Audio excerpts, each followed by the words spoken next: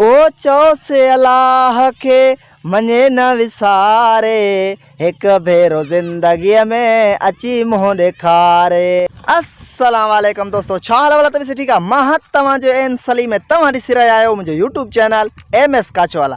दोस्तों असां पंहिंजे ॻोठ में ॿाहिरि निकिरी रहिया आहियूं टाइम पास करण, ऐं असां सां अॼु आयो आहे असांजो नंढिड़ो सौट कज़न प्यारो क्विट, असांजो नंढिड़ो सौट। आवा तुंहिंजो नालो छा आहे? थी नाम छे न?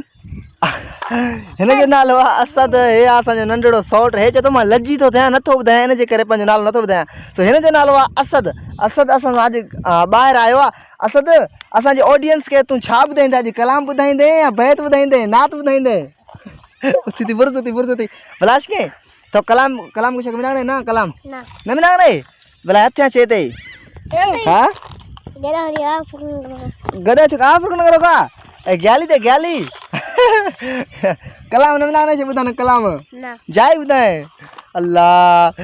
सो दोस्तों असांजो असद अली चए थो मां लजी थो थियां, हे छोकिरा बीठा आहिनि इन्हनि खां। सो हिन पासे बि छोकिरा बीठा आहिनि, असांजे व्लॉग खे ॾिसी रहिया आहिनि। सो हिननि खां असद असांजो लजी थो थिए, इन जे करे पंहिंजो नालो ऐं कुझु कलाम दलाम नथो ॿुधाए। सो असद खां पोइ वरी असां हिन छोकिरनि खां पुछंदासीं छोकिरा असां ॾे कीअं आया आहिनि, छो आया आहिनि, हिननि खां बि कुझु पुछंदासीं। दोस्त छो आया हो? मूंसां सिंधी ॻाल्हाईंदो या बलोची? हाँ सिंधी सिंधी सिंधी में सिंधी ॻाल्हि रखंदा या बलोची? बलोची। अरे भणा पहिरें भलो तकड़े सिंधी गुस्ता हल शामी न छे कहा तो वीडियो बनाना ओ व्लॉग ठहरन का।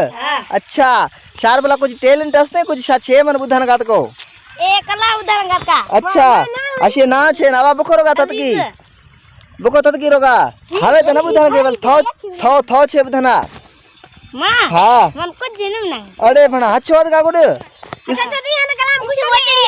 अच्छा स्कूल रोगे पढ़क ना। अच्छा भला बैत बिना तो बैत ना तभी ना बस मैं व्लॉग गिंदा गात को मैं देंगे गात को। अच्छा भला एक है ना फयाज खैयत है अजीज आते हैं अजीज तो चेका भला कुछ दिन बिताना का टरड़ा भी जा रखो। हां रगो लजी भी का टरड़ा भी का है बुली खई गए मैं दिए। अच्छा ना छे नी माशाल्लाह। असद तो के ABC चंदा पढ़ ना थरे ABC बिना के पढ़क ना ना लगता है चेका स्कूल न रोगा छे ना कुछ तो था ना। दोस्तों छोकरन ते असा जोर विधो से कलाम शेरो शायरी कुछ भी न था बुधाइन, बहरहाल असा ताके कुछ बुधाइंदासे सिंधी में कलाम। हो चौ से अल्लाह के मने न विसारे, ओ चौ से अल्लाह के मने न विसारे, एक भेरो जिंदगी में अची मुंहुं ॾेखारे, एक भेरो जिंदगी में अची मुंहुं ॾेखारे। हो